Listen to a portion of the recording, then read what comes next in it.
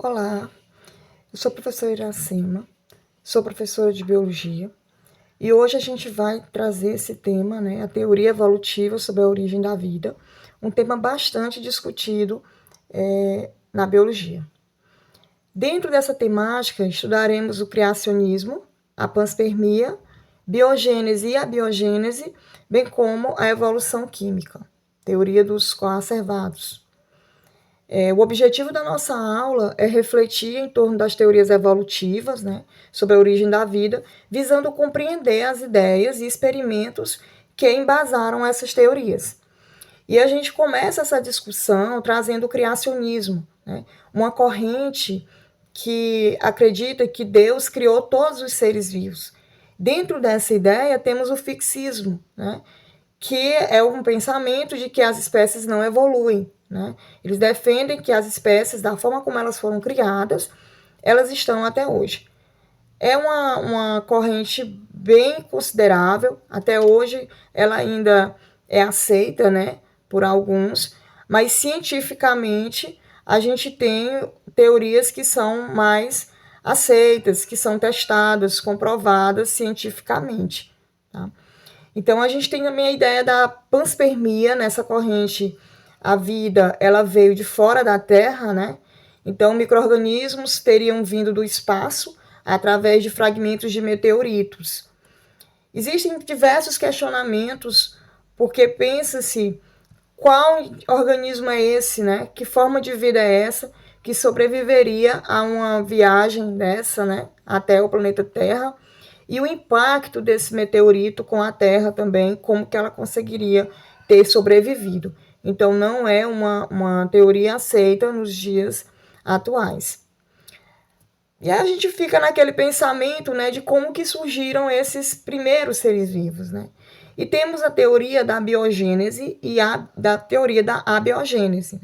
Na teoria da abiogênese, que é também chamada de geração espontânea, os seres vivos eles poderiam surgir espontaneamente da matéria bruta, Eles entendiam que a matéria bruta ela possuía uma força vital que era capaz de gerar vida, Então, do lodo surgem os sapos, Então, assim, quem eram esses pensadores, Quem acreditava, O Aristóteles defendia essa teoria, o Niederhan defendia, o Leeuwenhoek também.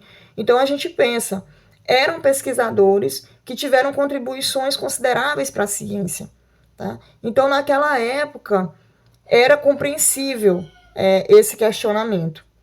A teoria da biogênese, por outro lado, ela traz que os seres vivos eles só podem surgir a partir de outro ser vivo pré-existente. Tá? Dentro dessa teoria da biogênese, temos inclusive o experimento de Helmont, onde ele traz, como se fosse uma fórmula para criar a vida, que seriam roupas sujas, adiciona-se trigo, farelos de trigo, e a partir dali vão surgir ratos, em 21 dias, Então, é possível pensar que naquela época não tinha saneamento básico, então imagina-se que tinham realmente muitos desses roedores. Então, era um ambiente perfeito, tinha comida, tinha um ambiente ideal, porque ali tinha roupa suja, tinha umidade, então eles eram atraídos, eles na verdade não surgiam dali, Para refutar essa teoria da abiogênese, temos um experimento, o experimento do Francisco Redi. Ele diz que, essa teoria diz que os seres vivos só podem surgir a partir de outro ser vivo. Então, nesse experimento de Redi, ele mostra, usando esses frascos, colocando carne, que aqueles frascos que ele deixava aberto, eles, depois de um tempo, surgiam ali essas moscas. E os fechados não surgiam. Se a mosca surgia da carne, então teria em todos eles. Na verdade, não surgia da carne, ele era atraído, para aquele ambiente. E aí a gente tem o Niederhan, ele traz um experimento defendendo a biogênese, onde ele vai dizer que para pequenos micro-organismos isso serve. Micro-organismos, para vermes parasitas, como por exemplo as vermes que habitam o intestino humano. E ele fez esse experimento, aquecendo esse caldo, e depois os organismos surgiam ali.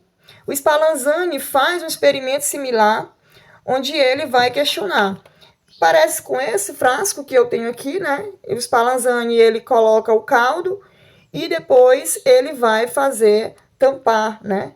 Então, ele tampa e diz que se surgisse dali, teria que ter surgido quando ele estava tampado. Na verdade, não surgia do caldo, esses organismos estavam no ambiente. Needham diz que ele tirou a força vital, né? Então, não deu certo porque ele tirou a força vital quando tampou.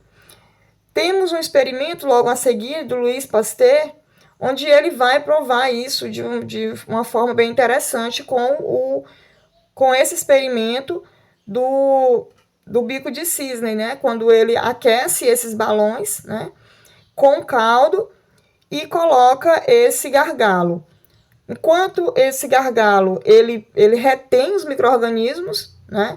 Então, esses micro-organismos só aparecem quando ele quebra esse gargalo. Então, aí foi um experimento muito interessante, tá?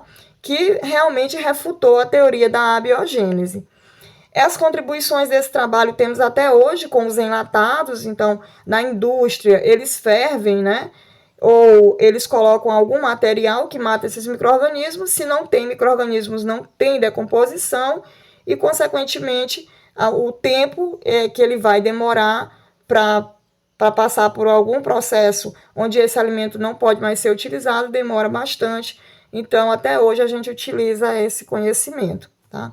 E aí temos a teoria do Oparin e do Haldane, onde eles vão dizer que, na verdade, a Terra primitiva ela tinha características, ela tinha era muito quente, que tinha muitas radiações, não tinha camada de ozônio, que tinha muitas descargas elétricas.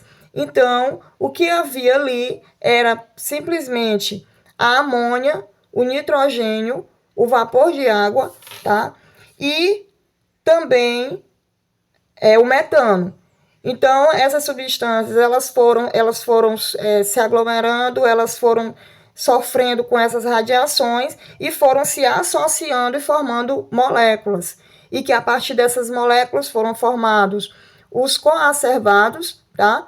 Que eram envoltos por água. Então, ali eles já estavam isolados do meio, podendo ali existir reações um pouco mais complexas e dali surgir uma vida posteriormente. Então, a gente pensa nessas reflexões dessas teorias, né? E tivemos aí o Miller, ele faz um experimento para trazer essa teoria de Oparin-Haldane, e ele consegue, nesse experimento, formar aminoácidos. Então, a gente percebe que é uma teoria que hoje ela é mais aceita, tá? Então, a gente continua em um outro momento, continua estudando, né, se aprofundando nessa temática que é bastante interessante, e eu agradeço imensamente vocês estarem comigo até aqui. Deixo o meu contato para qualquer dúvida.